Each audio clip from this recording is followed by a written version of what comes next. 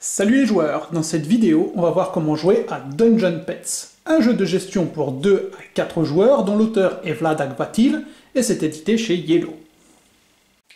Au niveau du matériel, on va commencer par un plateau progression avec une face 2 et 3 joueurs et une face pour 4 joueurs que nous utiliserons pour l'exemple de partie. Je reviendrai sur les différences sur les modes 2 et 3 joueurs en fin de vidéo. Vous placerez ce plateau un peu au-dessus du milieu de table. Il y a aussi un plateau central avec également une face pour 4 joueurs et une autre pour 2 et 3 joueurs avec des flèches. Vous placerez celui-ci face 4 joueurs sous le plateau progression. Vous trouverez un marqueur progression que vous placerez sur la case 1 du plateau progression. Vous aurez aussi 8 tuiles concours avec un dos bleu bariolé comme ceci. Vous mélangerez bien ces tuiles et en placerez 4 sur ces emplacements et vous retournerez la première. De même, vous avez 8 tuiles clients avec un dos jaunâtre. Comme les tuiles concours, vous les mélangerez et en placerez 4 sur ces emplacements, en retournant aussi la première. Vous pourrez remettre les tuiles concours et clients restantes dans la boîte, elles ne serviront pas pour le reste de la partie. Vous trouverez également des jetons nourriture qui sont de 2 types, les légumes en vert et la viande en rouge. Vous placerez ces jetons sur les emplacements prévus du plateau central, puis vous mettrez 2 légumes sur le premier étal, un légume et une viande sur celui du milieu, et de viande sur le troisième, comme indiqué sous le marqueur du plateau progression. Vous aurez aussi des petits disques jaunes représentant l'or que vous placerez dans la banque au centre du plateau central. Il y a aussi une série de jetons artefacts que vous placerez en pile face cachée après les avoir mélangés, et vous en mettrez 2 faces visibles sur ces emplacements, le reste des jetons reste proche du plateau central. Vous trouverez également de grandes tuiles rectangulaires représentant les cages. Après les avoir mélangés, vous en placerez 3 faces visibles sur ces emplacements et mettrez le reste à côté du plateau. Vous aurez aussi des tuiles rectangulaires plus petites représentant des améliorations de cages. Après les avoir mélangés, vous en placerez 2 faces visibles sur ces emplacements et mettrez le reste à côté du plateau central. Il y a également des cartes besoin. Vous les trierez par couleur de façon à former 4 pioches distinctes. Vous mélangerez chaque pioche séparément, que vous mettrez de façon proche du plateau central, tout en faisant attention de laisser de la place pour les défausses. Plus tard dans la partie, lorsqu'une pioche est épuisée, mélangez la défausse correspondante afin de former une nouvelle pioche. Il y a aussi 5 cartes potions que vous placerez sur la pharmacie. Vous aurez également 2 séries de cubes, les souffrances en gris et les bouses en marron, que vous placerez proche du plateau central. De même, vous aurez des jetons mutation que vous mettrez à disposition des joueurs avec les autres jetons. Il est à noter que les 2 côtés de ces jetons ont la même signification. Il y a aussi des pions larbins, vous en aurez 2 de chaque couleur. Vous en placerez 4 sur la case 0 de la piste de score et les 4 autres sur la case 0 du chapiteau des concours. Et enfin, vous trouverez des monstres sous forme d'œufs, vous les mélangerez bien, et en placerez 3 faces visibles sur ces emplacements, en faisant en sorte qu'apparaissent 2 barres, et aussi un autre sur l'enclos du haut, mais avec 3 barres, comme indiqué sur le plateau. Ces barres représentent la taille des monstres. Voici donc pour les plateaux principaux, maintenant passons à ceux des joueurs. Chaque joueur prendra un plateau terrier, ainsi qu'un plateau monstrerie qu'il placera devant lui.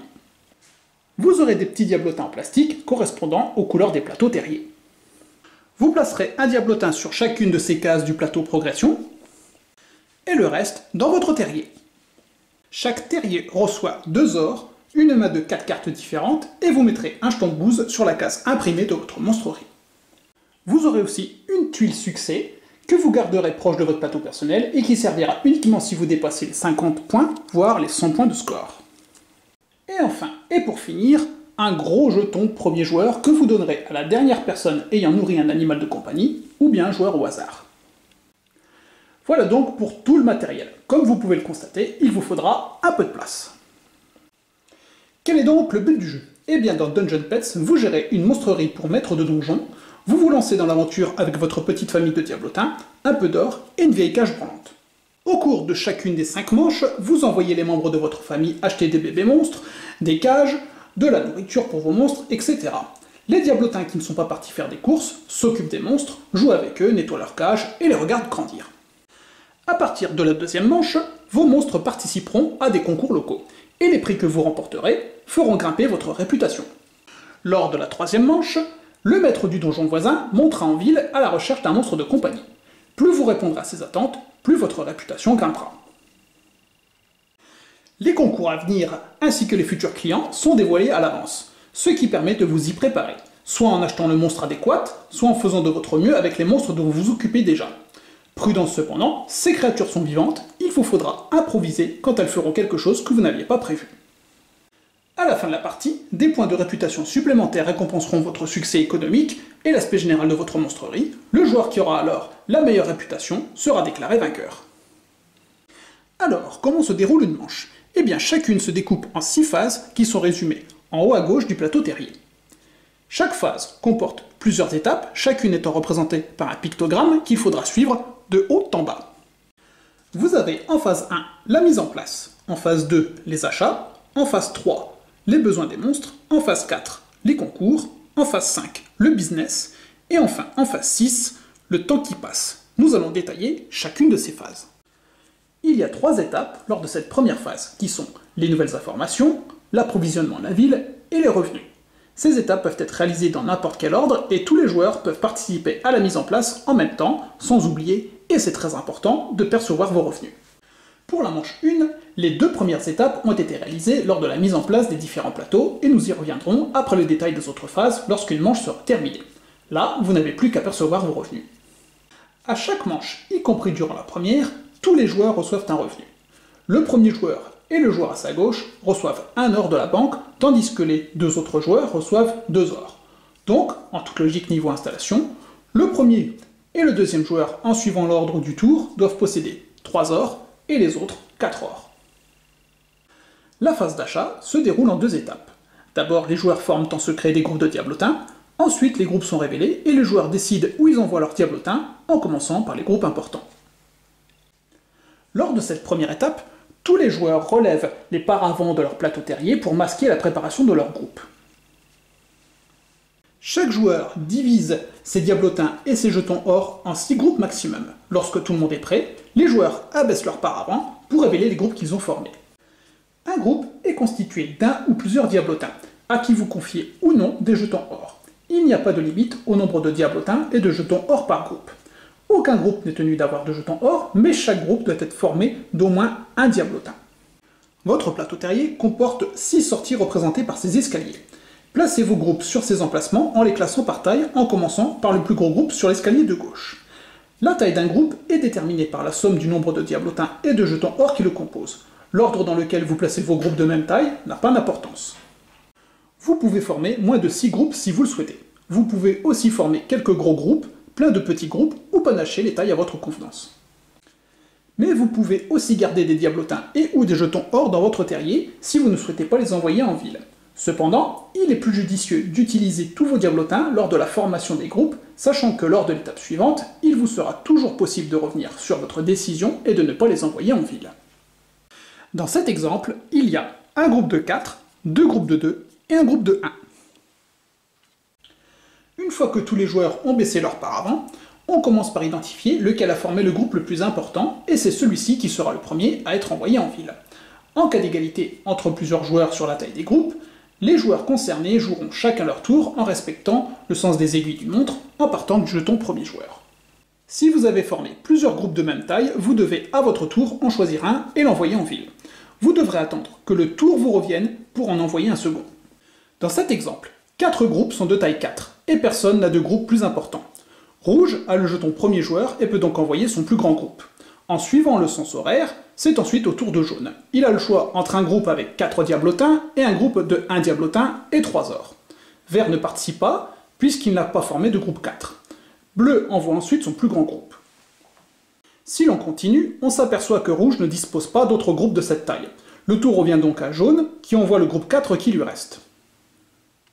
Lorsque tous les groupes de cette taille ont été envoyés, passez à la taille suivante et envoyez de même les groupes correspondants. Utilisez à chaque fois le jeton premier joueur pour départager les égalités, peu importe qui venait d'envoyer le dernier groupe de la taille précédente. Dans cet autre exemple, jaune a le plus grand groupe et commence par envoyer son groupe de 6. Personne n'a formé de groupe de 5. Vert et bleu ont tous les deux des groupes de 4 et vont pouvoir les envoyer. C'est vert qui commence car c'est lui qui est premier dans le sens horaire par rapport au jeton premier joueur. Bleu envoie ensuite son groupe de 4, puis vert envoie son deuxième groupe de 4. Nous avons ensuite plusieurs groupes de 3. Rouge jouera en premier, puis jaune, puis bleu, puis rouge à nouveau. Rouge a le seul groupe de 2 et peut alors l'envoyer. Pour finir, les joueurs envoient leur groupe de 1 dans l'ordre suivant. Rouge, vert, bleu, et enfin bleu. Et on continue ainsi jusqu'à ce que tous les groupes aient été envoyés ou soient restés au terrier. En effet, lorsque c'est votre tour d'envoyer un groupe, vous avez deux possibilités.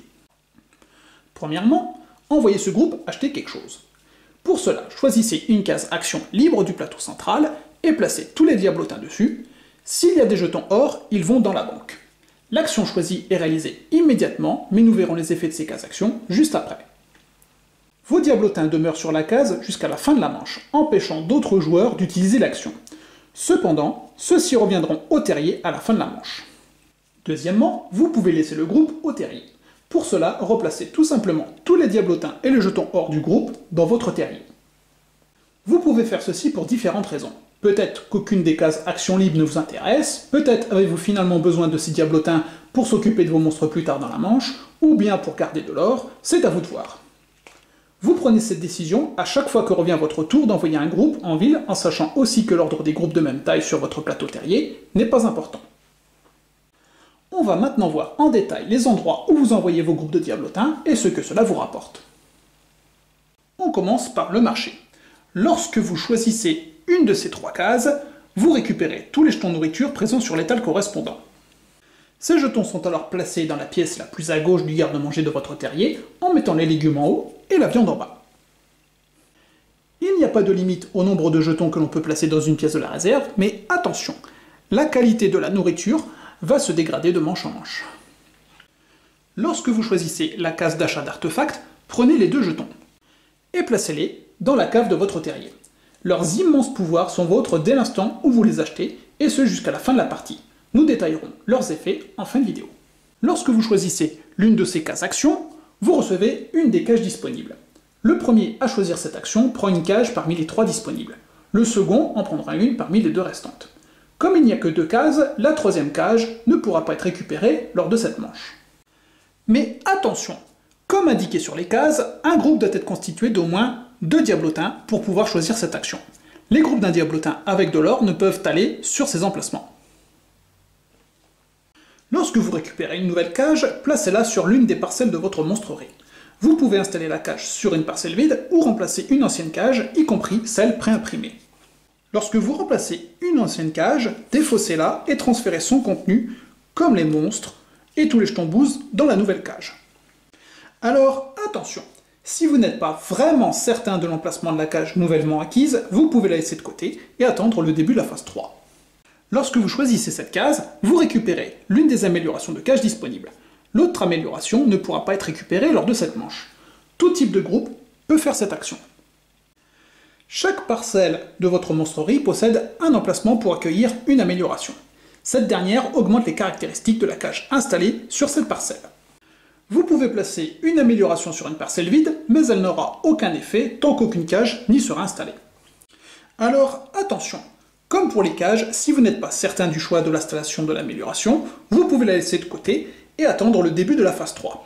Et attention bis, les améliorations et les cages ne peuvent plus être déplacées de parcelle en parcelle. Cependant, vous pouvez défausser une amélioration en la remplaçant par une nouvelle. Il y a aussi 3 cases qui permettent d'acheter un monstre. Les 2 cases du bas permettent de choisir un monstre de taille 2 dans l'enclos du bas, tandis que la case du haut permet de choisir un monstre de taille 3 dans l'enclos du haut. Comme indiqué sur la case, un groupe doit avoir de l'or pour choisir cette action. Un groupe sans jeton or ne peut pas choisir cette action, peu importe le nombre de diablotins. Le monstre récupéré peut être immédiatement placé dans une cage ou bien mis de côté pour la phase 3. Vous pouvez acheter un monstre sans avoir de cage pour l'accueillir, mais ce n'est pas conseillé, on verra ça un peu plus tard. Lorsque vous choisissez cette case, prenez sur le plateau progression tous les diablotins de votre couleur correspondant à la manche en cours et aux manches précédentes. Ces nouveaux diablotins rejoignent le groupe sur la case action et y demeurent jusqu'à la fin de la manche. Ils reviendront au terrier en même temps que le reste du groupe et vous pourrez les utiliser lors des prochaines manches. Dans cet exemple, lors de la première manche, Rouge a envoyé un groupe sur cette case et a récupéré un diablotin. Lors de la manche 2, Jaune en a récupéré 2. Donc au début de la manche 3, le plateau progression ressemble à ça. Imaginons que Rouge refasse la même action durant la manche 3, il récupérait donc les diablotins de la manche 3 et de la manche 2. Lorsque vous choisissez la case de l'hôpital, vous avez une double action. Premièrement, vous piochez une carte potion, nous verrons son effet dans la phase suivante. Deuxièmement, si certains de vos diablotins sont à l'hôpital, faites-les sortir et ajoutez-les au groupe venu leur rendre visite. Ces diablotins demeurent sur la case action jusqu'à la fin de la manche et reviendront au terrier en même temps que le reste du groupe. Alors attention, si l'un de vos diablotins est blessé plus tard dans la manche, il sera placé sur l'hôpital et non sur la case action. Votre visite à l'hôpital vous permet uniquement de récupérer les diablotins déjà présents dans l'hôpital au moment où vous choisissez l'action. Lorsque vous choisissez cette case, déplacez votre larbin sur la case comme indiqué sur celle-ci. Ceci vous donnera un avantage lors de la phase 4, qui est la phase de concours. Mais, comme il n'y a pas de concours lors de la première manche, il n'y a aucun intérêt à choisir cette action durant celle-ci. Et enfin, nous finissons ce tour des actions avec la case de l'estrade. Mais c'est la plus complexe à appréhender, car c'est comme un investissement sur le long terme. Même si vous ne pouvez pas vendre de monstres avant la manche 3, il peut être intéressant d'utiliser cette case action lors des manches 1 et 2, car elle fonctionne différemment. À la fin de la manche, le ou les diablotins placés ici ne retournent pas au terrier. Ils restent sur l'estrade et se déplacent de l'autre côté de la barrière.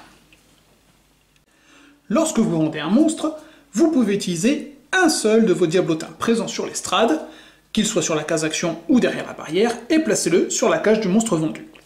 Il retournera au terrier à la fin de la manche. Un diablotin est coincé sur l'estrade pour le reste de la partie, sauf si vous l'utilisez lors de la vente d'un monstre, donc il est conseillé d'éviter d'y mettre de gros groupes. L'effet concret de cette case sera expliqué lors de la phase 5. Dans cet exemple, personne n'a choisi cette action lors de la première manche. Comme il compte profiter du bonus octroyé par l'estrade lors d'une prochaine manche, Vert y envoie un diablotin lors de la manche 2. À la fin de celle-ci, le diablotin est déplacé derrière la barrière. Lors de la manche 3, Jaune sait que tous les joueurs souhaitent profiter de l'estrade. C'est pourquoi il y envoie un groupe conséquent, 2 diablotins et 2 ors. Il pourra ainsi profiter du bonus de l'estrade lors des manches 3 et 4, sans avoir monopolisé beaucoup de diablotins. Lorsque les joueurs vendent des monstres lors de la manche 3, Jaune utilise l'un de ses diablotins pour recevoir le bonus de l'estrade qui retourne de suite au terrier. Vert vend aussi un monstre, mais il est déçu par les points de réputation lors de cette vente, et préfère utiliser son bonus lors d'une vraie bonne vente, et décide donc de vendre son monstre sans bonus et laisser son diablotin sur l'estrade pour la manche suivante. Vert reste donc derrière la barrière, et est rejoint à la fin de la manche par le diablotin jaune. Maintenant, il est temps de faire mumuse avec vos monstres. Cette phase se déroule en 3 étapes à effectuer dans l'ordre suivant. Organiser les cages, piocher des cartes besoin, et enfin assigner les cartes besoin à vos monstres. Durant cette phase, tout le monde joue en même temps. Dès que vous avez organisé vos cages et vos monstres, vous pouvez piocher vos cartes besoin sans attendre les autres joueurs. Cependant, si vous pensez que les décisions des autres joueurs peuvent affecter vos choix, vous pouvez attendre que les joueurs avant vous dans l'ordre du tour aient terminé cette étape avant d'effectuer la vôtre dans le sens du tour en commençant par le premier joueur. Alors, c'est durant cette étape que vous allez pouvoir finaliser l'installation de votre monstrerie avec les cages et autres améliorations acquises lors de la phase 2, sans oublier évidemment les monstres. Mais attention, vous ne pourrez plus déplacer vos cages et vos améliorations vers une autre parcelle plus tard dans la partie. Cependant, les cages et améliorations acquises lors de précédentes manches peuvent être défaussées et remplacées comme expliqué avant dans la vidéo. Une fois ceci fait, chaque monstre doit être placé dans une cage. Alors attention, un monstre ne doit pas forcément rester dans la cage qu'il occupait auparavant. Si vous déplacez un monstre, ses jetons souffrance et mutation l'accompagnent, alors que le jeton bouse reste dans la cage qu'il occupait. À la fin de cette étape, chaque monstre doit avoir sa propre cage. Il n'est pas possible de mettre 2 monstres dans une même cage, bien qu'il soit autorisé d'en permuter, sans avoir besoin d'une cage vide intermédiaire. Dans le cas où un ou des monstres n'ont pas de cage, il faudra les relâcher et donc les retirer du jeu. Mais attention, comme dit avant dans la vidéo, ce n'est pas conseillé car un monstre relâché compte comme un monstre perdu et votre réputation risque d'en souffrir, mais ça nous le verrons à la fin de la phase 4. Une fois que tous vos monstres et autres cages sont bien installés, il est temps de piocher des cartes besoin. À votre main de départ, il faudra rajouter une carte pour chaque barre colorée révélée sur chacun de vos monstres, et ces cartes sont évidemment de la couleur correspondante à ces barres. Dans cet exemple, si vous vous occupez de ces monstres, vous piochez une carte verte, 2 violettes et 2 jaunes. Donc votre main contient au final une carte rouge, 2 vertes, 3 violettes et 3 jaunes. Alors attention, une fois que vous avez commencé à piocher des cartes, vous ne pouvez plus déplacer vos monstres, donc réfléchissez bien avant de passer à cette étape. Une fois vos cartes en main, il est temps de prendre des décisions cruciales pour vos monstres. Vous devez assigner à vos monstres une carte besoin pour chacune des barres colorées révélées. La carte de la couleur doit correspondre à la couleur de la barre. Pour cela, regroupez vos cartes en colonnes que vous placez face cachée, près de chacun de vos monstres comme ceci. Certaines cartes présentent un double symbole. Ceux-ci sont utilisés uniquement dans les règles avancées du jeu, que nous verrons en toute fin de vidéo, donc ne vous en souciez pas, et utilisez seulement les cartes dans le bon sens avec un symbole unique vers le haut de la colonne. Chaque carte correspond à un besoin du monstre.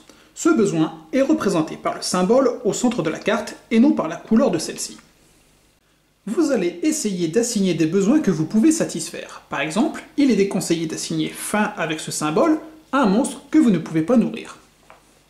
Les besoins d'un monstre influencent son comportement, ce qui le rendra plus facile à vendre ou non. Dans les dernières manches, la satisfaction des clients et votre performance au concours est déterminée par les cartes besoins que vous assignez. Pour vous préparer au mieux à la satisfaction des besoins de vos monstres, vous trouverez un tableau de référence sur votre paravent qui précise la répartition des besoins dans chaque paquet. Par exemple, ce monstre a des besoins jaunes et violets. Le paquet violet ne contient pas de carte faim, le paquet jaune n'en contient que 2, il y a donc de grandes chances que ce monstre ne réclame pas de nourriture. Petite astuce concernant les monstres, il peut être avantageux d'en avoir qui partagent les mêmes couleurs. Cela vous donnera plus de possibilités pour répartir les cartes besoin, vu que vous avez celles de votre main de base plus celles octroyées par les monstres. Par exemple, ce monstre mange des légumes alors que celui-ci raffole de la viande. Il a une barre verte et donc de bonnes chances d'avoir faim. Pour vous prémunir contre cela, vous récupérez 2 jetons viande en phase 2. Lui mange des légumes, mais vous n'avez pas à vous préoccuper de le nourrir. Même si vous piochez 2 cartes jaunes faim, vous pourrez en assigner une à celui-ci et garder l'autre en main. On va maintenant parler de ces fameuses potions que vous récupérez à l'hôpital. Ce sont tout simplement des jokers qui peuvent remplacer une carte de n'importe quelle couleur. Par exemple, vous devez assigner à ce monstre une carte verte et une carte jaune. Si vous possédez une potion, vous pouvez décider de lui assigner une carte potion et une carte jaune, ou une carte potion et une carte verte. Si vous possédez 2 potions, vous pouvez lui assigner les 2. Autre exemple, avec le même monstre. Vous commencez la partie avec une carte verte faim. En phase 2, vous achetez ce monstre. Il semble probable qu'il désire manger, mais les autres joueurs ont déjà récupéré toute la viande du marché. Vous pouvez réfléchir à la possibilité d'envoyer des diablotins récupérer une potion à l'hôpital, vous n'aurez alors plus à vous en faire. Même si vous piochez une autre carte verte faim, vous pourrez assigner la carte potion à la place. Et si vous ne piochez pas de carte faim, vous pourrez alors conserver votre potion pour une autre occasion. Évidemment, si vous n'avez pas pu vous procurer de monstres lors de la phase d'achat, vous devrez patienter durant cette présente phase, voire la prochaine, le temps que les autres joueurs se triturent les méninges. C'est maintenant que les choses sérieuses commencent en termes de règles. En effet, chaque joueur dans le sens horaire, et en commençant par le premier joueur, va révéler les cartes qu'il a assignées à ses monstres. Il explique comment chaque besoin est ou non satisfait et calcule le score qu'il obtient au concours qui, je le rappelle, n'a pas lieu lors de la manche 1. Ensuite, en deuxième étape, lorsque tous les joueurs se sont occupés des besoins de leurs monstres et ont déterminé leur score, ils gagnent des points de réputation, qui sont les points de victoire, en fonction de leur classement final au concours. À votre tour, révélez tous les besoins assignés à chacun de vos monstres. L'aide de jeu en haut à droite de votre paravent vous rappelle les conséquences de chaque symbole besoin, et les besoins doivent être résolus dans cet ordre, ce qui aura parfois de l'importance. Pour chaque carte faim assignée à un monstre, vous devez soit dépenser un jeton nourriture, soit placer un jeton souffrance sur le monstre. Le jeton nourriture doit correspondre au régime alimentaire de celui-ci. Les monstres herbivores mangent uniquement des légumes, les monstres carnivores mangent uniquement de la viande, tandis que les monstres omnivores mangent de tous les types de nourriture, et ce dans n'importe quelle combinaison de jetons. Pour chaque besoin de ce type non satisfait, vous devez placer un jeton souffrance sur votre monstre, et ce n'est pas une bonne chose. Le jeton souffrance restera lié au monstre comme une cicatrice jusqu'à la fin de la partie. Non seulement ils peuvent vous pénaliser lors de certains concours, mais en plus vous gagnerez moins de points de réputation lors de la vente de ce monstre. Alors attention et méga attention! Si le nombre de jetons souffrance placés sur un monstre est égal ou supérieur à sa taille, donc son nombre de barres révélé, il meurt. Mais une fois encore, nous verrons les effets de la perte d'un monstre à la fin de la phase 4. Si votre monstre est herbivore et qu'il est placé dans une cage avec ce symbole, une faim est automatiquement satisfaite et vous pouvez ainsi économiser un jeton légume. Mais attention, cela ne satisfait qu'un seul besoin. Si vous en avez assigné plusieurs à votre monstre, vous devrez les satisfaire avec des jetons nourriture, et évidemment, si votre monstre est carnivore ou si aucune carte faim ne lui a été assignée, ce symbole est sans effet. Une amélioration avec ce symbole fonctionne de la même façon que le précédent, mais pour les monstres carnivores. Si l'une de vos parcelles affiche ces deux symboles, sur la cage et ou sur une amélioration, deux besoins d'un monstre omnivore pourront être satisfaits, mais un seul pour les herbivores et les carnivores. Pour chaque besoin naturel assigné au monstre, ajoutez un jeton boost dans sa cage. Si cette dernière comporte ce symbole, ajoutez un jeton boost de moins que nécessaire. Alors, bien qu'il n'ait aucun effet immédiat, accumuler des jetons boost fera chuter votre score lors de certains concours et pourra être préjudiciable en cas de maladie, comme on le verra par la suite. Pour chaque besoin de ce type assigné à votre monstre, vous devez soit demander à un diablotin de le divertir, soit placer un jeton souffrance sur ce monstre tout malheureux. Pour satisfaire ce besoin, vous devez utiliser un diablotin encore disponible de votre terrier, et uniquement cela. La bonne nouvelle, c'est qu'un diablotin est capable de divertir deux monstres à la fois. Lorsque vous placez un diablotin entre deux cages sur l'une de ces 4 petites marques, il satisfait un besoin pour chacun des deux monstres adjacents. Alors attention, cependant, un diablotin ne peut satisfaire deux besoins amusement pour un même monstre, mais vous pouvez utiliser plusieurs diablotins pour satisfaire plusieurs besoins de ce type. Et comme pour la nourriture ou les besoins naturels, ce symbole permet de satisfaire automatiquement un besoin amusement. Par exemple, en phase 2, Rouge a acheté ces deux monstres et une cage munie d'une aire de jeu.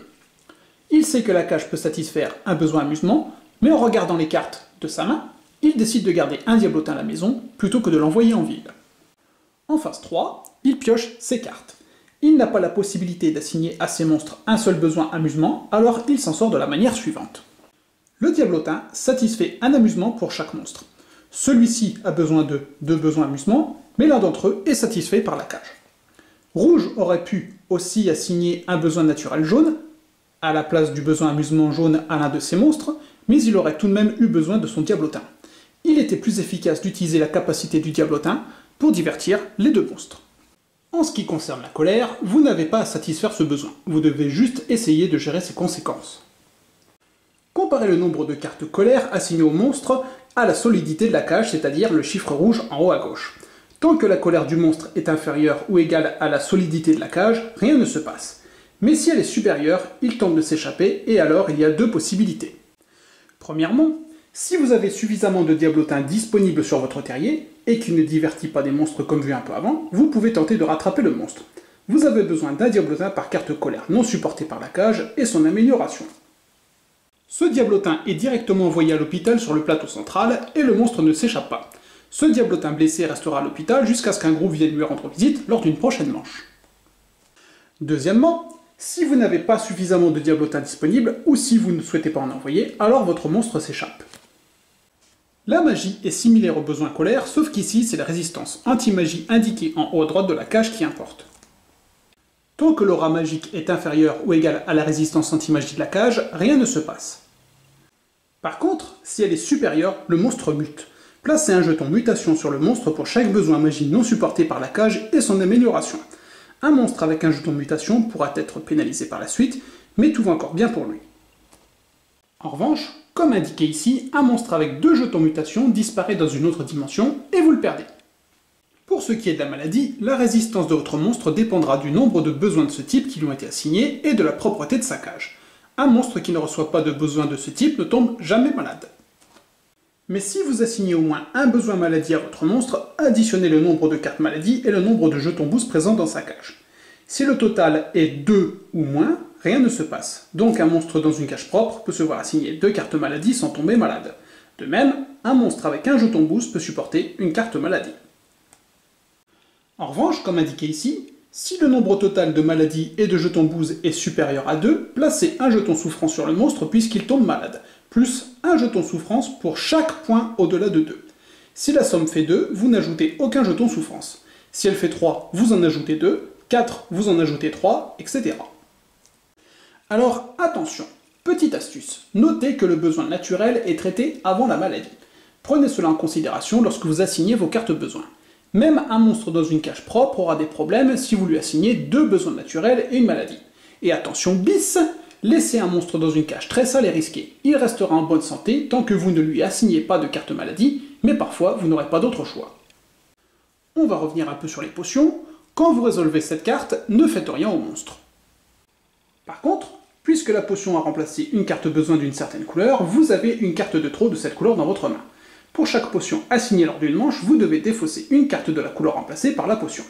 La seule manière de garder en main plus d'une carte de chaque couleur est de dénicher des grimoires auprès du marchand d'artefacts. Après la manche 1, chaque manche comporte un concours révélé à l'avance. Après avoir expliqué aux autres joueurs comment chaque besoin de vos monstres est ou non satisfait, vous allez calculer votre score au concours. Lorsque chaque joueur, grâce à son pion larbin, a noté son score sur le chapiteau, les joueurs marquent des points de réputation en fonction de leur classement au concours. On va disséquer un peu l'étude concours. L'icône en haut à gauche indique si le concours concerne un seul ou toute votre monstrerie. Les symboles dans le cadre clair précisent ce qui va compter positivement lors du concours. Et les symboles dans le cadre sombre précisent ce qui va compter négativement lors du concours. Les parasols indiquent les nourritures à poser sur le plateau central en début de manche et n'ont aucune utilité pendant le concours. On détaillera tous les concours en fin de vidéo. Les concours individuels concernent un seul de vos monstres. Choisissez un et lui seul sera présenté au concours. Par exemple, pour l'arène, chaque carte colère assignée au monstre rapporte 2 points. Chaque carte maladie vous fait perdre 1 point. Pour savoir quel est le score de votre monstre, regardez tous les besoins qui lui ont été assignés lors de cette manche. Les besoins des manches précédentes ne sont pas concernés. Ce monstre marquerait 3 points en participant à l'arène. 2 fois 2 points pour les cartes colère, moins le point de la carte maladie. Avancez donc votre larbin de 3 cases sur le chapiteau. Alors attention, de nombreux concours donnent des pénalités non seulement aux cartes besoins assignées, mais aussi aux jetons mutation ou souffrance placés sur votre monstre ou aux jetons bouse placés dans sa cage. Ce type de concours, en revanche, concerne toute votre monstrerie. Votre score sera en fonction des besoins assignés, mais aussi du nombre de jetons mutation et souffrance. Si le concours concerne les jetons bouse, tous doivent être comptés, même ceux placés dans les cages vides. Dans cet exemple, Rouge se prépare pour la journée des enfants. Il a acquis 2 monstres plutôt joueurs et conservé un diablotin au terrier pour les divertir. Manque de bol, il a assigné trop de magie à ce monstre qui a muté. Et celui-ci n'a pas épargné la propreté de sa cage. Le score à ce concours est donc de 3 points. 6 points pour les besoins amusement, moins 1 point pour le besoin naturel, moins 2 points pour les besoins magie. Rouge avance donc son larbin de 3 cases sur le chapiteau des concours. Lorsqu'il est temps de comparer les scores des concours, on regarde tout simplement la position des larbins sur le chapiteau des concours, sans oublier que le joueur qui s'est positionné sur cette case démarre avec un bonus de 2 points. Si votre score au concours est de 0, laissez votre larbin sur la case 0, vous ne participez pas au concours, sauf éventuellement si vous avez le bonus susnommé. Ces diablotins sur le plateau vous précisent combien de points de réputation vous gagnez à la fin du concours. Le joueur qui a le meilleur score au concours marque 8 points, le second 6 points, le troisième 4 points et le quatrième 2 points. Mais un joueur avec un score égal ou inférieur à 0 ne gagne pas de points de réputation. Ainsi, si 2 larbins sont restés sur la case 0 du chapiteau, seules les récompenses 8 et 6 points sont attribuées. En cas d'égalité, les joueurs concernés reçoivent la récompense prévue, diminuée de 1 point pour chaque autre joueur avec qui ils partagent leur score. Par exemple, Rouge et Jaune marquent chacun 7 points de réputation pour leur première place. Bleu n'est pas second, mais troisième, il marque 4 points de réputation. Vert ne marque rien, puisqu'il n'a pas participé au concours. Dans cet autre exemple, Bleu marque 8 points de réputation en récompense de sa première place. Jaune, Rouge et Vert marquent 4 points de réputation. En effet, la seconde place rapporte 6 points, moins 2 car elle est partagée avec 2 autres joueurs. Une fois que les joueurs ont déplacé leur larbin sur la piste de score, retirez la tuile concours du plateau. On va maintenant voir quelles sont les conséquences lorsque vous perdez un monstre. Déjà, on va lister les 4 façons de perdre un monstre dont les 3 dernières sont résumées sur cette partie du paravent.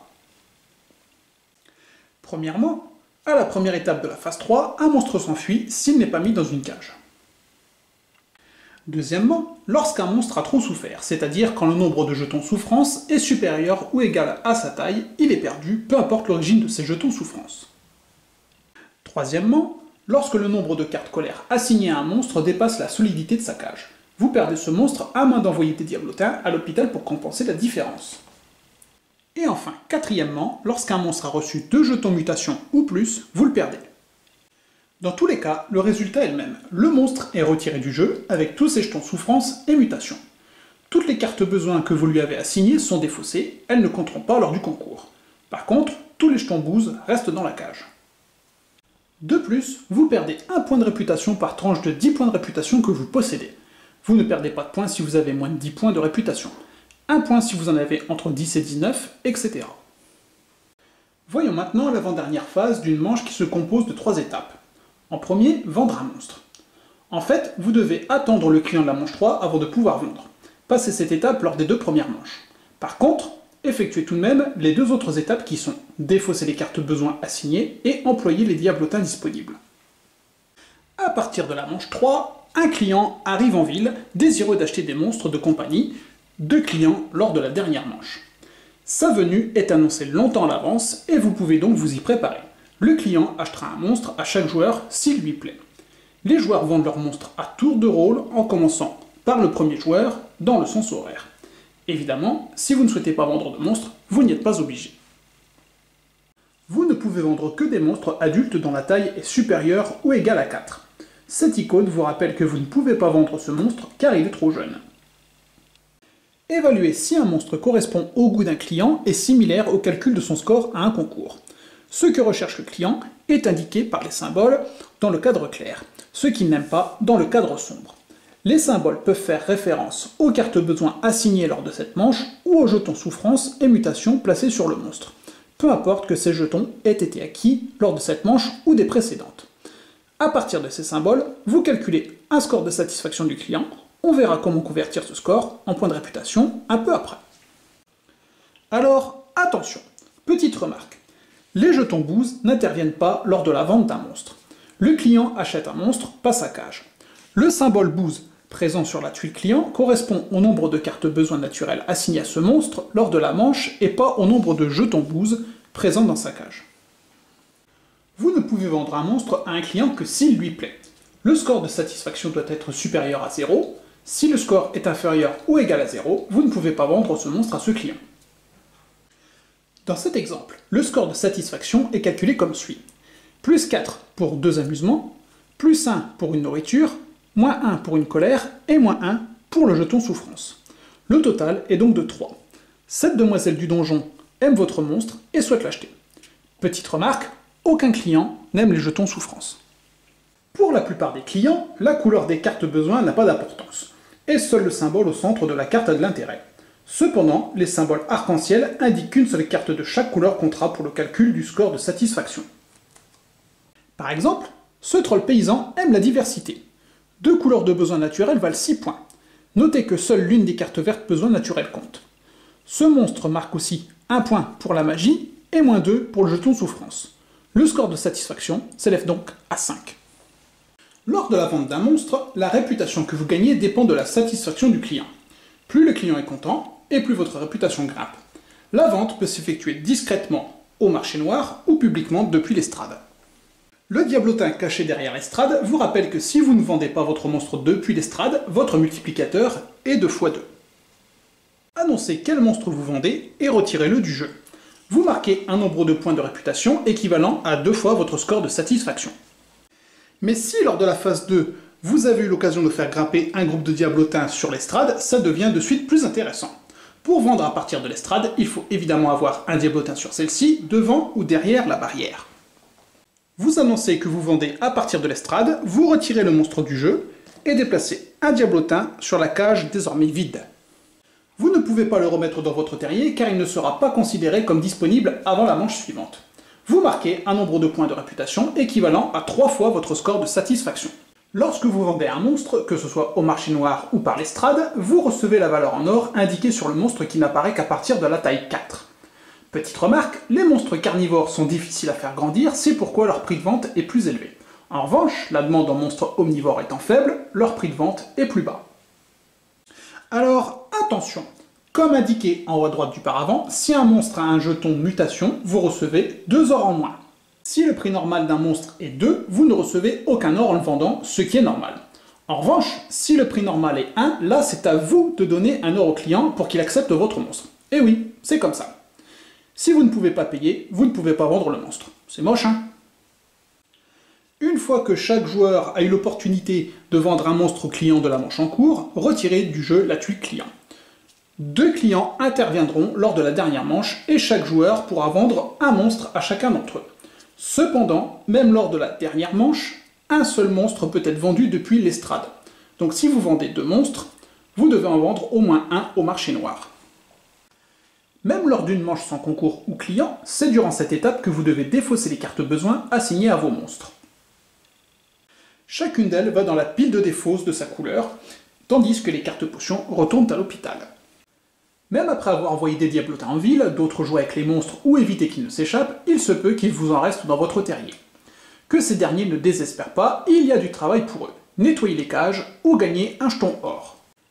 En effet, vous pouvez envoyer vos diablotins nettoyer les cages en les déplaçant au centre de votre monstrerie. Chaque diablotin retire 2 jetons boost des cages vides et uniquement celles-là. Peu importe si ces jetons proviennent ou non de la même cage, ce qui compte c'est que les jetons proviennent de cages vides. Sinon, après avoir nettoyé les cages, recevez un jeton or par diablotin encore disponible.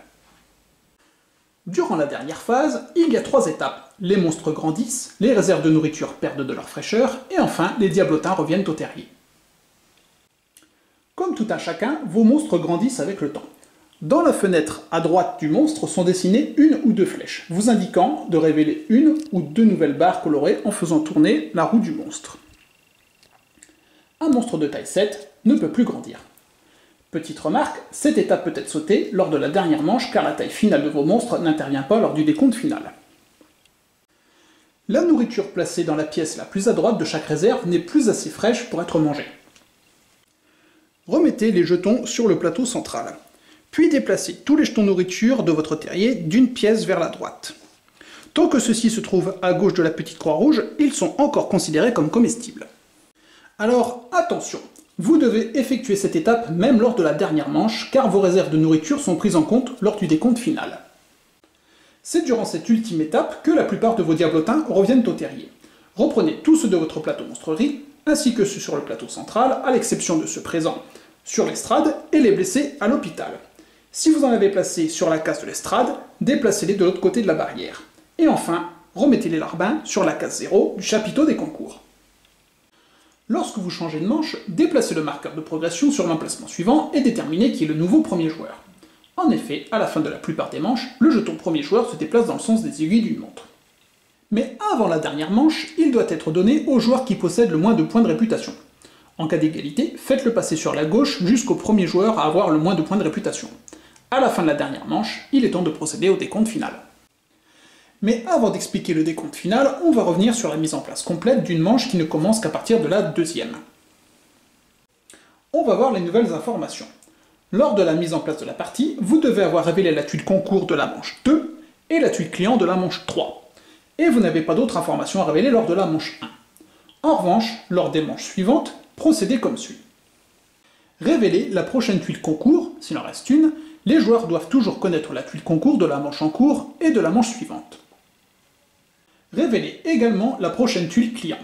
Comme les tuiles concours, les joueurs doivent toujours connaître la tuile client de la manche en cours et des 2 manches suivantes sans oublier de retourner les 2 tuiles clients de la dernière manche en même temps. En ce qui concerne l'approvisionnement de la ville, la nouvelle tuile concours de la manche, qui est placée dans la même colonne que le marqueur progression, indique quelle quantité de nourriture doit être posée sur les 3 étals du marché, en sachant que les jetons nourriture ne s'accumulent pas au fil des manches. En effet, toute la nourriture de la manche précédente est retirée des étals et est remplacée ou complétée par de nouveaux jetons. Ensuite, on retire des tentes bleues les éventuels artefacts de la manche précédente que l'on remplace par de nouveau toujours face visible. Après, on passe aux cages et aux améliorations. Au moins une cage n'aura pas été achetée lors de la manche précédente. Parmi celles-ci, prenez la cage la plus en bas et placez-la dans la fosse du haut. Les autres cages sont défaussées, puis comblez les fosses par de nouvelles cages. En ce qui concerne les améliorations, comme pour les cages, au moins l'une de celles-ci n'a pas été achetée lors de la manche précédente. Déplacez-la sur l'emplacement du haut et ajoutez une nouvelle amélioration dans celui qui est vide. S'il reste deux améliorations, défaussez celle du haut et remplacez-la par celle du bas, et ajoutez-en évidemment une nouvelle dans l'emplacement libre. Quant aux monstres, il doit en rester un de taille 2 dans l'enclos du bas. Tous les monstres dans l'enclos du bas grandissent. Leur roue est pivotée d'un cran pour afficher 3 barres colorées et sont déplacées dans l'enclos du haut. En revanche, avant de faire monter les monstres dans l'enclos du bas, défaussez tous les monstres présents encore dans celui du haut. Ceux-ci sont retirés du jeu, et pour chaque monstre défaussé, ajoutez un jeton viande sur l'étal rouge du marché. C'est cruel, mais c'est comme ça. Une fois que l'enclos du bas est vide, révélez 3 nouveaux monstres avec les 2 premières barres dévoilées que vous placez dans celui-ci. Une fois tout ceci fait, n'oubliez pas de recevoir vos revenus. Soit un or pour le premier et deuxième joueur, et 2 pour les autres joueurs. Puis passez à la phase 2. On va maintenant voir le décompte final. 2 concours sont organisés lors de celui-ci. L'un récompense votre sens des affaires, et l'autre l'aspect général de votre monstrerie. Les 2 concours sont traités séparément. Pour chacun, les joueurs calculent leur score, comparent les positions de leur larbin sur le chapiteau, et reçoivent des points de réputation en fonction de leur place à chaque concours, mais attention, personne ne peut bénéficier du bonus de plus 2 de cette case. Comme pour chaque concours, les scores de 0 ou moins ne permettent pas de recevoir des points de réputation. Au contraire, et c'est une exception, si votre score est négatif, vous perdez un point de réputation par point de score en dessous de 0. Pour le concours du meilleur business, vous marquez un point pour chaque jeton nourriture et chaque tuile artefact présent dans votre terrier. Vous marquez également un point par carte potion dans votre main, et vous marquez un demi-point par jeton or en votre possession, mais n'arrondissez pas. Par exemple, pour un score de 3,5, placez votre larbin sur la ligne séparant les cases 3 et 4. En revanche, vous perdez 2 points pour chaque diablotin qui n'est pas revenu au terrier, ce qui inclut ceux à l'hôpital, sur l'estrade et ceux du plateau progression. Petite remarque, si votre score est par exemple moins 1,5, vous devez reculer votre larbin d'une demi-case. Pour le concours de la plus belle monstrerie, vous marquez 2 points pour chaque monstre encore présent dans celle-ci. Vous marquez un point par cage ou amélioration en votre possession, y compris la cage préimprimée si vous l'avez conservée. Par contre, vous perdez un point pour chaque jeton souffrance, mutation et boost dans toutes vos cages, occupées ou non. Après ces 2 concours, le joueur avec le plus de points de réputation remporte la partie. En cas d'égalité, les 2 joueurs se partagent la victoire. On va voir quels sont les effets des différents artefacts que vous pourrez avoir par l'intermédiaire des temples bleus du plateau central. On commence par les grimoires. Ceux-ci vous permettent de garder plus de cartes en main. Chaque grimoire est bicolore. Lorsque vous en récupérez un, vous devez choisir l'une des 2 couleurs. Piochez une carte de cette couleur. À partir de maintenant, vous aurez toujours en main une carte supplémentaire de cette couleur. Déposez le grimoire dans la cave de votre terrier, la couleur choisie vers le haut. Mais attention, choisissez judicieusement, vous ne pourrez pas revenir sur votre décision. Avec la boule de cristal, avant de piocher de nouvelles cartes en phase 3, vous pouvez défausser jusqu'à 3 cartes et piocher dans le paquet correspondant une carte de remplacement pour chacune d'elles. Pour la longue pelle, lors de la phase 4, un diablotin disponible peut retirer jusqu'à 2 jetons bouse, et cela même dans des cages occupées. Mieux, vous pouvez utiliser cette capacité à tout moment de la phase 4. En particulier, vous pouvez l'utiliser après vous être occupé des besoins naturels de vos monstres, et avant de gérer les cartes maladie. Vous pouvez utiliser le diablotin équipé de la pelle pour retirer un seul jeton bouse, 2 jetons bouse en même temps, ou un jeton à 2 moments différents de la phase 4. Placez votre diablotin disponible au centre de votre monstrerie pour signifier qu'il a été désigné pour nettoyer les cages. Lorsque vous enlevez un jeton bouse, placez-le sur la tuile artefact pour vous rappeler de ne pas dépasser sa capacité maximale qui, je le rappelle, est de 2 jetons par manche. L'appel peut être utilisé lors de chaque manche. Enlevez les jetons bouse de l'artefact lorsque les diablotins reviennent au terrier. L'armure permet à chaque manche de protéger jusqu'à 2 de vos diablotins. En effet, ils ne seront pas envoyés à l'hôpital en empêchant un monstre de s'échapper. Une armure peut aussi éviter la mutation d'un monstre en absorbant un excès de magie. Vous pouvez utiliser l'armure lorsque vous occupez des besoins de vos monstres en phase 4. Prenez un diablotin disponible et placez-le sur le chiffre rouge ou violet d'une de vos cages. Le diablotin alloue alors à ce chiffre un bonus de +1 et vous pouvez faire cela avec 2 diablotins par manche. Ils peuvent être posés sur une même cage ou sur 2 différentes. Grâce à l'artefact employé du mois, l'un de vos diablotins compte pour 2 lorsqu'il doit nettoyer les cages, divertir les monstres ou les empêcher de s'échapper. Il suffit d'annoncer qui est votre employé du mois et le travail qui lui est confié. Cet artefact peut être combiné avec d'autres. En effet, l'employé du mois, équipé d'une longue pelle, peut retirer jusqu'à 4 jetons bouse en phase 4. Celui vêtu d'une armure peut rapporter un bonus de plus 2 à l'une des caractéristiques d'une cage, et il peut aussi nettoyer jusqu'à 4 jetons bouse en phase 5, mais ne peut pas rapporter 2 jetons d'or. Malheureusement, le fait qu'il travaille comme 2 ne signifie pas qu'il est payé double, faut pas déconner non plus. Le fouet de soumission permet d'obtenir un bonus de plus 1,5 à tous les concours de la partie. Lorsque vous calculez votre score au concours, déplacez votre larbin d'une demi-case supplémentaire. Le fouet résout les égalités et peut aussi vous permettre de participer à un concours puisque vous serez sur la case 0,5. En revanche, il n'a pas d'effet lors des 2 concours de fin de partie, mais rapporte quand même 1 point au concours du meilleur business, comme tous les autres artefacts, mais pas de bonus, de plus 1,5. Et enfin le coffre de glace. Lorsque cet artefact est récupéré, prenez un jeton nourriture de n'importe quelle couleur de la réserve générale et placez-le sur la tuile. Ce jeton peut être utilisé comme un jeton nourriture de n'importe quel type, peu importe sa couleur. Si votre coffre est vide, vous pouvez le remplir à nouveau. Par exemple, plutôt que de déplacer ou défausser un jeton nourriture lors de la phase 6, vous pouvez le placer dedans. Pour vous rappeler cette possibilité, il y a un emplacement prévu pour votre coffre, juste à côté de votre réserve de nourriture. Maintenant, on va détailler les concours avec ceux qui vous rapportent et ceux qui vous fait perdre des points, en commençant par les concours individuels. Pour l'arène, marquez 2 points pour chaque carte colère assignée au monstre et déduisez 1 point par carte maladie. Pour le freestyle, choisissez un monstre et un besoin. Marquez 2 points pour chaque besoin de ce type assigné à ce monstre et déduisez 2 points pour chaque jeton souffrance sur celui-ci. Pour le défilé des envies, marquez 2 points pour chaque type de besoin différent que vous assignez à un monstre, sachant qu'une potion compte pour son propre type. Déduisez 2 points pour chaque jeton souffrance. Aux affamés, permet de gagner 2 points pour chaque carte faim que vous assignez au monstre et déduisez 1 point pour chaque carte maladie. Il est à noter que le monstre obtiendra le même score qu'il ait ou non mangé lors de cette manche. Pour le concours de beauté, marquez 1 point pour chaque couleur différente de carte besoin assignée au monstre, sachant que la potion a sa propre couleur. Déduisez 1 point pour chaque jeton souffrance et ou mutation sur ce monstre, ainsi que pour chaque jeton bouse présent dans sa cage. Alors attention, je rappelle qu'il ne faut pas confondre ce symbole qui concerne les cartes besoin et ce symbole qui correspond au jeton bouse. On va maintenant passer aux concours multiples qui sont au nombre de 3. Pour le prix du meilleur éleveur, marquez 2 points pour chacun de vos monstres et déduisez 1 point pour chaque jeton mutation placé sur ceux-ci. Pour la journée des enfants, marquez 2 points pour chaque besoin amusement assigné à vos monstres, déduisez 2 points pour chaque jeton mutation et 1 pour chaque jeton bouse présent dans les cages, qu'elles soient occupées ou non. Et on finit avec le spectacle de magie qui fait marquer 1 point pour chaque besoin magie assigné au monstre, et c'est tout. Bah oui, c'est juste un spectacle de magie. On va maintenant voir les différences de jeu pour les modes 2 et 3 joueurs. Au niveau de la mise en place, c'est la même chose que pour 4 joueurs, sauf que vous utiliserez cette phase du plateau progression avec 6 manches au lieu de 5. Et cette phase du plateau central avec des cases trouées et des flèches. En effet, le côté dédié aux parties à 2 et 3 joueurs comporte 4 cases supplémentaires. Ces cases factices sont plus petites et ne sont pas utilisables par les joueurs.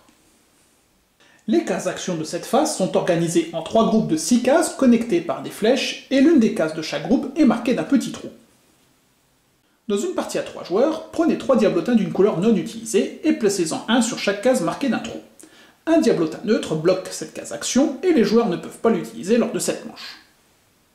Au début de chaque manche, excepté la première, les diablotins neutres se déplacent d'une case en suivant les flèches, bloquant ainsi de nouvelles cases action ou se reposant sur une case action factice.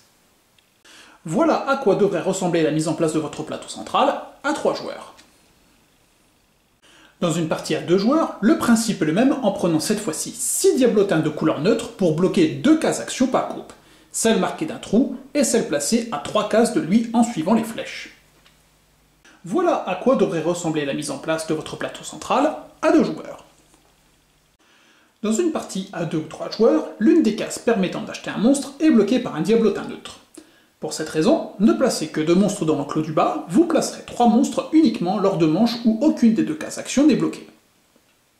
Dans une partie à 2 joueurs, l'une des cases permettant d'acheter des cages est bloquée par un diablotin neutre. Pour cette raison, ne piochez que 2 cages. Vous piocherez 3 cages uniquement lors des manches où aucune des 2 cases actions n'est bloquée. Toujours à 2 joueurs, la case permettant d'acheter des artefacts est elle aussi bloquée par un diablotin neutre, donc n'y placez aucun artefact lors de la première manche. Et enfin, comme indiqué sur le plateau progression, et vu que la case est bloquée par un diablotin neutre, ne mettez pas de nourriture sur l'étal du milieu. On va maintenant passer au déroulement d'une manche, phase par phase, pour 2 et 3 joueurs. Bien que ce soit identique au mode 4 joueurs, il n'y sera indiqué que les différences pour 2 et 3 joueurs. Pour l'approvisionnement de la ville, commencez par déplacer chaque diablotin neutre d'une case dans le sens des flèches. Ceux-ci bloquent la case action qu'ils occupent, et ceux qui bloquent les cases actions factices ne bloquent aucune action. Au niveau de l'arrivage de nourriture, si la case action d'un étal est bloquée par un diablotin neutre, aucune nourriture ne doit y être placée pour cette manche. De plus, si un diablotin neutre s'est arrêté sur la case action factice verte, le nombre de jetons légumes à placer sur l'étal proposant les 2 types de nourriture est réduit de 1. De la même façon, si un diablotin neutre s'est arrêté sur la case action factice rouge, le nombre de jetons viande à placer sur l'étal proposant les 2 types de nourriture est réduit de 1. Pour les artefacts, si la case action est bloquée par un diablotin neutre, défaussez simplement les anciens artefacts sans les remplacer. En ce qui concerne les cages, si l'une des 2 cases action permettant d'en acheter une est bloquée, n'ajoutez qu'une seule nouvelle cage et laissez une fosse vide. Pour les nouvelles améliorations, si la case est bloquée, passez tout simplement cette étape. N'ajoutez pas et ne défaussez pas de tuiles jusqu'à la prochaine manche. Pour les monstres, si la case action permettant d'en acheter un dans l'enclos du haut est bloquée par un diablotin neutre, il achète l'un des monstres de taille 3. Parmi les monstres que vous venez de faire monter de l'enclos du bas, prenez celui le plus à gauche et retirez-le du jeu en sachant que la règle de la viande apparaissant sur l'étal approprié ne s'applique pas dans ce cas-là. Et si l'une des cases actions de l'enclos du bas est bloquée, n'ajoutez que 2 nouveaux monstres sur celui-ci. Enfin, au moment de recevoir ses revenus, le premier joueur reçoit 1 or et les autres 2 ors. Pour les achats et besoins des monstres, il n'y a aucune différence avec le jeu à 4 joueurs. Pour les concours, et surtout au moment de comparer les scores de ceux-ci, le principe est le même qu'à 4 joueurs, sauf que les récompenses sont différentes et sont indiquées ici pour 3 joueurs et ici pour 2 joueurs. Pour le business et le temps qui passe, il n'y a aucune différence avec le jeu à 4 joueurs. Dans une partie à 2 ou 3 joueurs, le jeton premier joueur est passé sur la gauche à la fin de chaque manche. C'est une partie à 6 manches, donc chaque joueur aura été premier joueur le même nombre de fois. Si vous trouvez les règles de base trop simples, vous pouvez inclure toute ou partie des règles suivantes. Comme nous l'avons remarqué durant les règles de base, il existe des cartes avec un double symbole. Dans cette variante, vous pouvez choisir de jouer une carte comportant un symbole double, comme si vous aviez joué 2 cartes besoin. Si vous jouez une carte avec un symbole simple, celle-ci fonctionne de manière classique. En revanche, si vous jouez cette carte avec le symbole double vers le haut, le monstre se voit assigner les 2 besoins. Évidemment, il sera plus difficile de satisfaire plus de besoins, mais cela permettra d'obtenir un meilleur score au concours ou de plaire davantage aux clients. Alors, attention, le sens dans lequel vous posez vos cartes est important. Lorsque vous assignez des besoins en phase 3, la carte doit être correctement orientée pour montrer si vous choisissez d'assigner 1 ou 2 besoins. Et lorsque vous révélez les cartes en phase 4, assurez-vous de retourner les cartes dans le bon sens, de façon à bien faire apparaître les symboles que vous souhaitez utiliser. Après plusieurs parties, de nombreuses parties, vous pouvez rendre le jeu plus stratégique en révélant 2 tuiles concours et 2 tuiles clients au début de la partie. Et comme variante extrême, vous pouvez aussi révéler toutes les informations dès le début. Comme vous le savez, les monstres de l'enclos du haut rapportent un jeton viande sur l'étal correspondant s'ils n'ont pas été achetés, mais ce jeton viande peut être différent selon le monstre. En effet, si c'est Iris, remplacez le jeton viande par un légume sur l'étal à viande. Pour Baby Golem, ajoutez un jeton or. Et pour Fantomé, n'ajoutez aucun jeton. Lors de la dernière manche à 4 joueurs, le premier joueur est déterminé selon ses points de réputation. Mais là, plutôt que de jouer en sens horaire, l'ordre de jeu peut aller du joueur avec le moins de points de réputation au joueur qui en a le plus. En cas d'égalité, le joueur le plus proche du nouveau premier joueur dans le sens horaire joue en premier. Vous pouvez déplacer légèrement les pions larbins des joueurs concernés afin de vous rappeler l'ordre du tour. Et voilà pour Dungeon Pets. Un superbe jeu magnifiquement illustré par David Cochard, avec un matériel vraiment mignon tout plein, mais comme vous avez pu le constater, il n'est pas facile d'accès et est réservé aux joueurs chevronnés. Il se peut même que lors de vos premières parties, vous remettiez le nez dans les règles afin de voir si rien n'a été oublié. Mais malgré l'apparente complexité du jeu, toutes les étapes s'imbriquent de façon logique et sont bien résumées sur le paravent. Petite remarque, si vous avez apprécié le jeu, je ne peux que vous conseiller son grand frère Dungeon Lords qui propose un challenge encore plus relevé que celui-ci. Voilà, merci d'avoir regardé jusqu'au bout, à bientôt les joueurs.